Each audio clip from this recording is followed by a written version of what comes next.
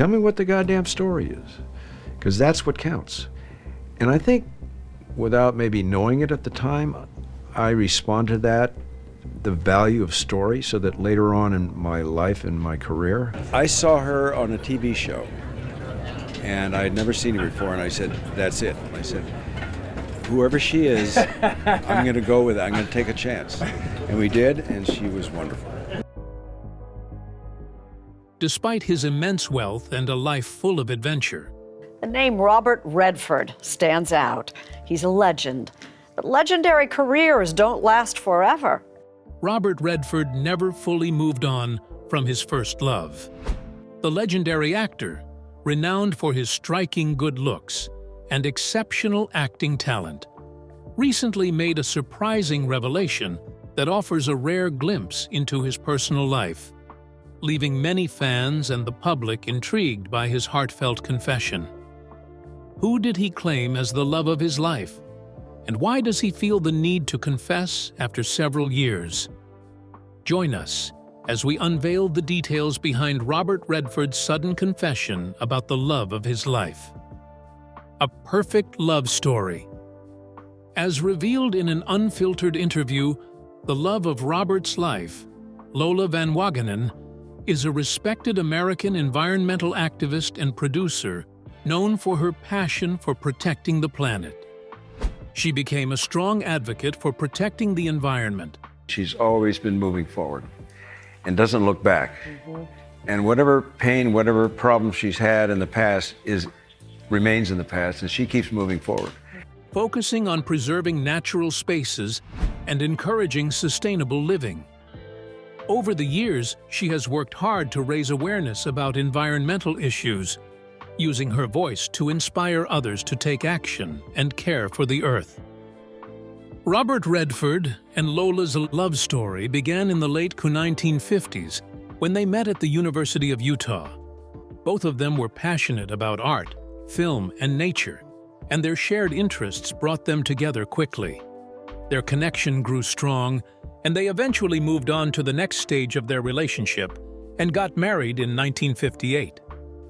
Even with their strong bond, this couple encountered many challenges in their marriage. As Redford's fame in Hollywood grew, so did the media attention, and it strained their relationship. The couple found it hard to keep their privacy, and Redford's career often took the spotlight, leaving little room for their personal lives. However, those weren't the only challenges they faced. This couple also faced heartbreaking moments, including the loss of their son, Scott, in 1959. This tragedy was devastating, but it also brought them closer as they leaned on each other for support during such a difficult time. Besides being a wife, Lola played a huge role in Robert's life, always offering support and encouragement. She pushed him to follow his dreams, especially in filmmaking and environmental work. Their shared values shaped his career. Nominees for the Best Achievement in Directing are David Lynch for The Elephant Man,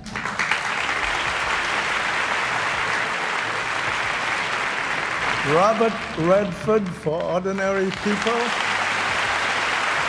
leading him to take on projects that reflected their beliefs. Lola's own work in environmental causes also brought them closer, as she worked hard to raise awareness about important issues. Together, they supported many causes, showing how strong their partnership was in making a difference. Unfortunately, after 27 years of marriage, Robert and Lola decided to divorce in 1985. It was a mutual decision, influenced by the challenges of being in the public eye. Even though they parted ways, they stayed focused on raising their children and kept a respectful relationship. After their divorce, Robert Redford and Lola Van Wagenen have kept a friendly and respectful relationship. While they've both moved forward in their personal lives, they still support each other, connected by their shared history and family. Their focus on raising their children together has helped them co-parent successfully. These days, Lola Van Wagenen continues her work as an environmental activist and producer. she is still deeply committed to promoting sustainable living and protecting the environment. Her passion for these causes not only brings meaning to her life, but also inspires many others to take action and care for the planet. Robert, on the other hand, made the world believe that he had nursed and healed his broken heart. However, he never truly got over Lola. Given Lola's hardworking and nurturing nature, there's no doubt she had a profound and positive impact on Robert's life. So, how did Robert turn out? And what was his path to success like? Robert's journey into the spotlight. Redford's acting career began in New York, where he performed on stage and appeared on TV shows. His Broadway debut was in Tall Story. Why, of course. What better reason could a girl have? Tall girl, tall boy, it all adds up to Tall Story. Followed by roles in The Highest Tree and Sunday in New York. His big break came in 1963, playing a newlywed husband in Barefoot in the Park. He appeared on numerous TV shows, including Naked City, Maverick, Perry Mason, and The Twilight Zone. In 1960, Redford made his film debut in Tall Story, playing a minor role. Soon after, he took on bigger roles in movies like War Hunt and Inside Daisy Clover, where he won a Golden Globe for Best New Star. His 1966 role in This Property is Condemned and The Chase, alongside Jane Fonda, marked the beginning of his successful career in Hollywood. He would later go on to star in many more films, becoming one of the biggest stars of his generation. Redford and Fonda reunited on screen for Barefoot in the Park, and again in The Electric Horseman, with a third collaboration in 2017 for Our Souls at Night on Netflix. After his early success, Redford became worried about being typecast as the charming, blonde male lead, turning down roles in Who's Afraid of Virginia Woolf and The Graduate. He found a new role in Butch Cassidy and the Sundance Kid, where he starred alongside Paul Newman. This film was a massive hit, making Redford a major star. Paul Newman is Butch Cassidy, and the Sundance Kid is Robert Redford. Catherine Ross is Etta Place. Dynamite's ready, Butch. Well, that ought to do it. And shaping his image as a smart, reliable, and sometimes witty hero. Though he didn't earn an Academy Award nomination for his role in Butch Cassidy, Redford won a BAFTA for his performances in Butch Cassidy, Downhill Racer, and Tell Them Willie Boy Is Here. However, many of his other films like Little Faust and Big Halsey and The Hot Rock didn't do well at the box office. Even so, Redford always had ambitions to work both in front of and behind the camera. By 1969, he had already served as the executive producer for Downhill Racer. His film, The Candidate, was a modest hit both critically and commercially. From 1973 to 1976, Redford had an almost unbeatable run of successful films. Jeremiah Johnson, a Western, was a top-grossing film in 1973 and continued to perform well on re-releases. That same year, The Way We Were with Barbra Streisand became the 5th highest-grossing film of the year. His reunion with Paul Newman in The Sting became the highest-grossing film of 1974 and earned Redford his first and only Academy Award nomination for Best Actor. In 1974, Redford starred in The Great Gatsby alongside Mia Farrow, and that film also made the top 10 highest-grossing films of the year. By 1974, Redford had 3 films in the top 10, a rare achievement, and he was voted the top box office star by exhibitors from 1974 to 1976. Redford's hits continued in 1975 with The Great Waldo Pepper, a 1920s aviation drama, and 3 Days of the Condor, a spy thriller with Faye Dunaway. Both films were successful at the box office. In 1976, he starred alongside Dustin Hoffman in All the President's Men, the second highest-grossing film of the year, which told the story of the Watergate scandal. The film was a huge critical success and earned 8 Academy Award nominations, winning for Best Screenplay. And the winner is Robert Redford. In 1976, Redford also published The Outlaw Trail, A Journey Through Time, a book about the famous trail in the American West, which he explored through text and photographs.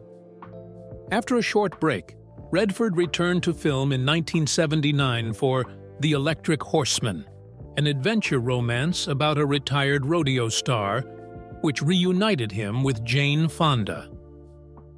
The film was a commercial hit, finishing in the top 10 for 1980. Building on his success, Redford didn't just return to the screen.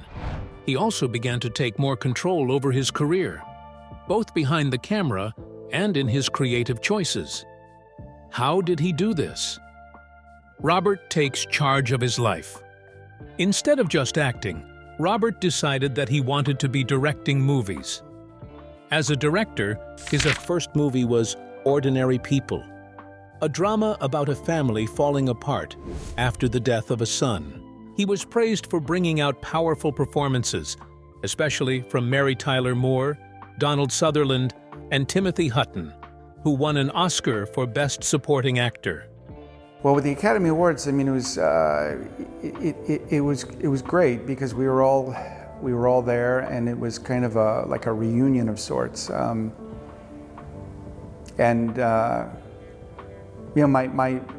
thing I remember is Mary Tyler Moore and Jack Lemmon were presenting the Best Supporting Actor award. The film received widespread praise and won 4 Academy Awards, including Best Director for Redford and Best Picture. Critic Roger Ebert called it an intelligent, perceptive, and deeply moving film. Later that year, Redford starred in Brubaker, playing a prison warden working to reform the system. Redford's next big hit was Out of Africa, where he starred alongside Meryl Streep. The film became a box office success, winning 7 Oscars, including Best Picture and a Golden Globe for Best Picture. Streep was nominated for Best Actress, but Redford didn't receive a nomination. This film became Redford's biggest success of the decade and the most successful of the 7 movies he made with director Sidney Pollack. His next film, Legal Eagles, co-starring Deborah Winger, was only a minor success. Redford didn't direct again until The Milagro Beanfield War, an adaptation of John Nichols's novel. The film, though well-made, did not do well at the box office. It tells the story of people in Milagro, New Mexico, fighting against developers trying to ruin their town. Redford's next directing project was A River Runs Through It, based on a novella by Norman Maclean. The film starred Craig Sheffer, Brad Pitt, and Tom Skerritt, and Redford was nominated for a Golden Globe for Best Director. Redford also directed Quiz Show, a film about the 1950s quiz show scandal, which received positive reviews. Throughout the 1990s and 2000s, Redford continued to be a major star. He directed A River Runs Through It, which brought Brad Pitt to wider fame. In Indecent Proposal, Redford played a billionaire who challenges a couple's morals, and the film was a huge hit. He also co-starred in Up Close and Personal with Michelle Pfeiffer and The Horse Whisperer, which he directed and starred in alongside Kristen Scott Thomas and Scarlett Johansson. It sure helped me if I knew exactly what happened that day. Are you afraid of anything, Tom Booker? Just make yourself comfortable. I am comfortable. Well, In that case, you can bring in the pasta. You missed a button. Thank you. Redford also appeared in political films like Havana, where he played a gambler during the Cuban Revolution, and Sneakers, where he starred with River Phoenix and Sidney Poitier. Redford directed The Legend of Bagger Vance, starring Matt Damon and Will Smith. He also played a disgraced Army general sent to prison in The Last Castle, a prison drama directed by Rod Lurie. That same year, Redford worked again with Brad Pitt in Spy Game, where Redford switched from directing to acting. He had plans to direct and star in a sequel to The Candidate, but the project never happened. As an environmental activist, Redford narrated the IMAX documentary Sacred Planet, which took audiences on a journey to some of the world's most unique and endangered places. In the thriller, The Clearing, Redford played a successful businessman whose kidnapping reveals the flaws and secrets that led to his success. Redford returned to producing with The Motorcycle Diaries, a road film about a young Ernesto Che Guevara and his friend Alberto Granado. The film also explored the political and social issues of South America that influenced Guevara. Redford was praised for his role in helping make the film, with director Walter Salles crediting him for getting it made and released. He acted in An Unfinished Life, directed by Lasse Hallström. He played a grumpy rancher who must care for his estranged daughter-in-law, Jennifer Lopez, and granddaughter after they flee an abusive relationship. Though the film faced delays due to its distributor Miramax restructuring, it received mixed reviews, with many calling it cliched.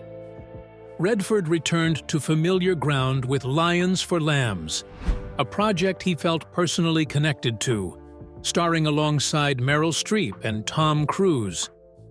Despite the film receiving a lot of attention, it opened to mixed reviews and poor box office performance. Owen Gleiberman of Entertainment Weekly called it so square and like something out of the golden age of television. In 2010, Redford released The Conspirator, a period drama about the assassination of Abraham Lincoln. My son hated the North, we all did. How can a Southerner feel anything but bitterness towards your side? But my son did not conspire to kill your president. He conspired to kidnap him. A conspiracy to murder Abraham Lincoln and the little-known story of the woman who was tried for that crime.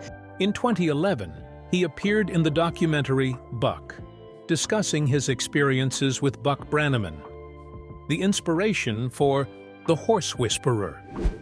Redford directed and starred in The Company You Keep, where he played a former Weather Underground activist on the run after a journalist discovers his identity.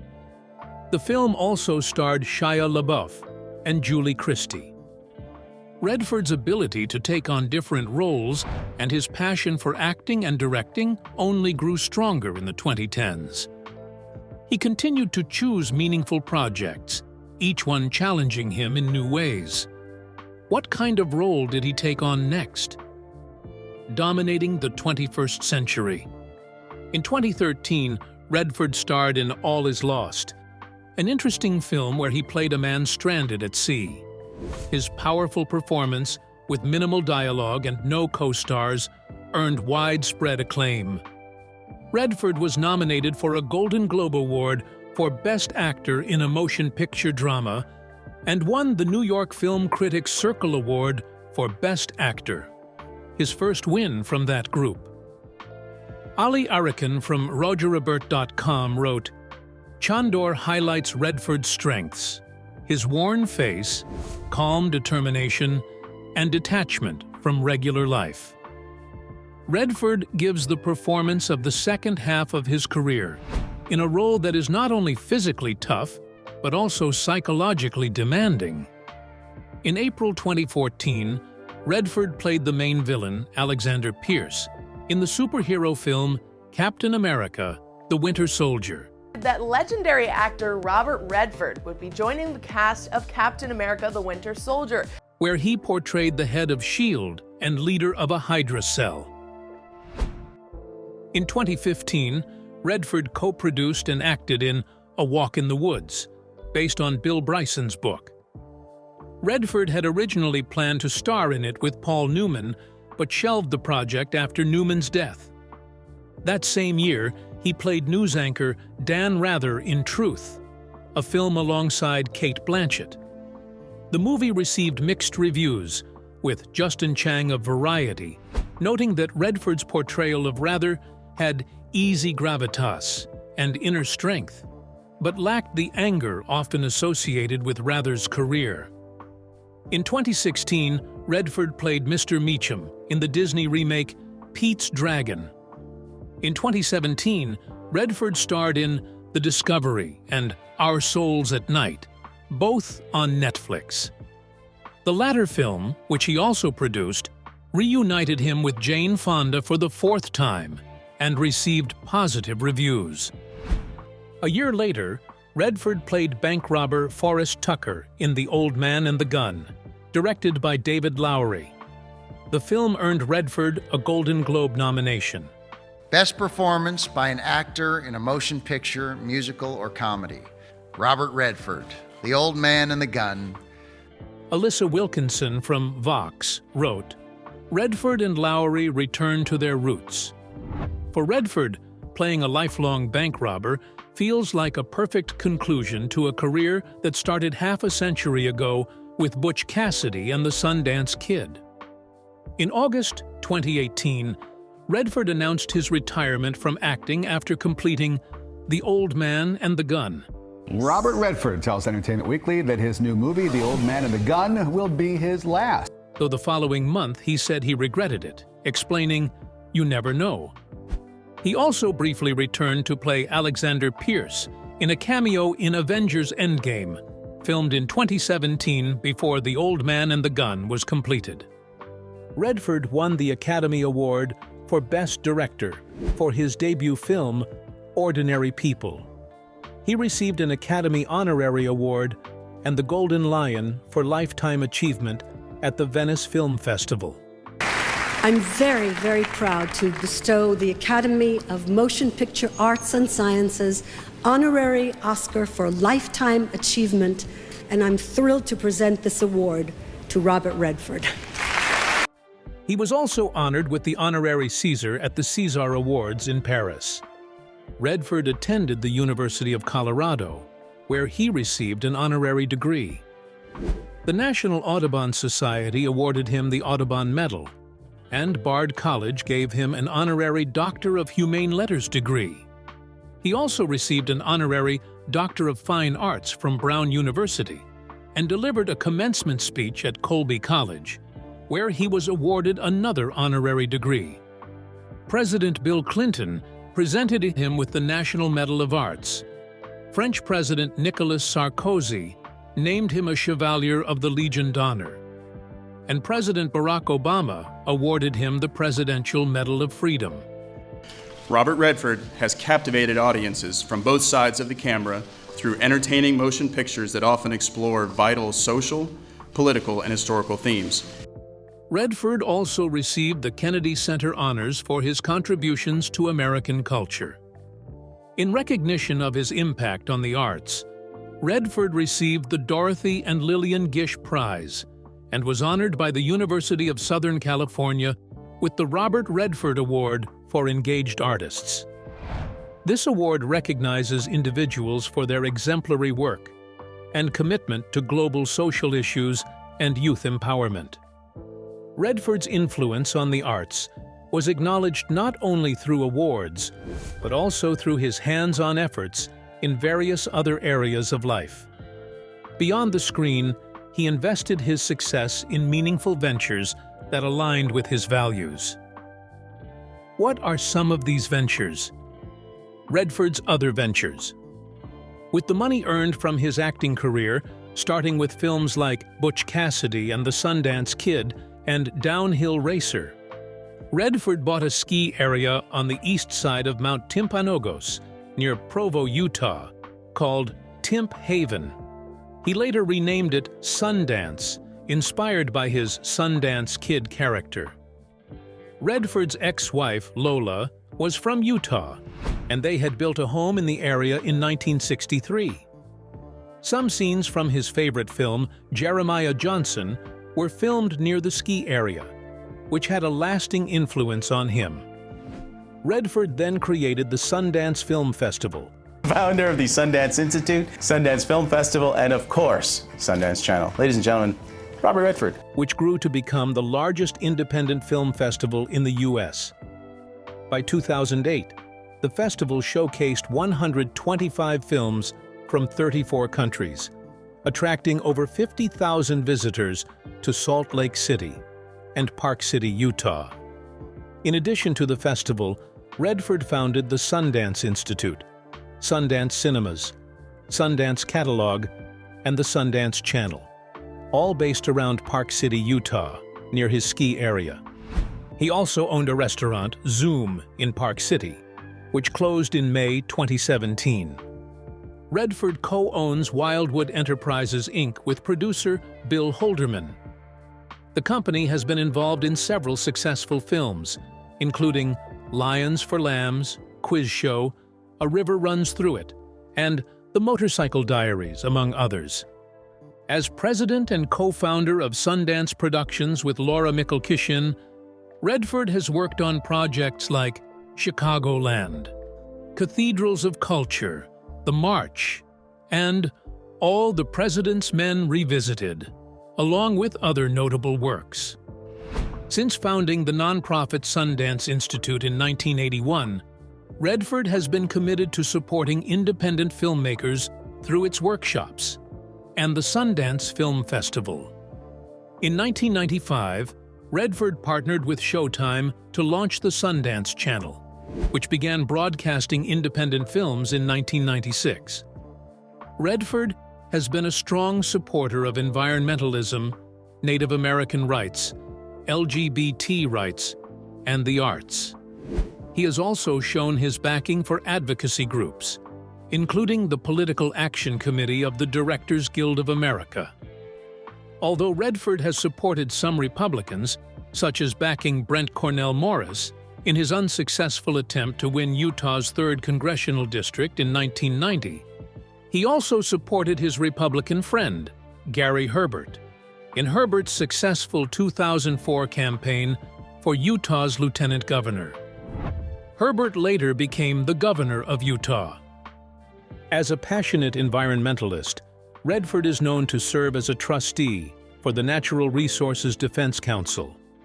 It was reported that he endorsed President Barack Obama for re-election in 2012. His quote was also said to have appeared on the back cover of Donald Trump's book, Crippled America, where he reportedly expressed his thoughts on Trump's candidacy by saying that he was glad Trump was in the race, noting that his approach and statements had shaken things up. Later, a representative clarified that Redford's words, which were part of a conversation with Larry King, had not been intended as an endorsement of Trump for president. In 2019, Redford was said to have written an op-ed in which he referred to Trump's administration as a monarchy in disguise and mentioned that it was time for Trump to go. It was also reported that he co-wrote an op-ed in which he criticized Trump's handling of the coronavirus pandemic, while also praising the public response to it as an example for addressing climate change. Redford had reportedly condemned the U.S. decision to withdraw from the Paris Agreement. Later, in July 2020, he was said to have written another op-ed, stating that President Trump lacked a moral compass, and announced that he would be voting for Joe Biden in the 2020 election. In April 2014, it was reported that Redford, as a trustee of Pitzer College and the college's president, Laura Scandera Trombley, announced that Pitzer College would be divesting fossil fuel stocks from its endowment. At the time, Pitzer College had the largest higher education endowment in the U.S. to make such a commitment.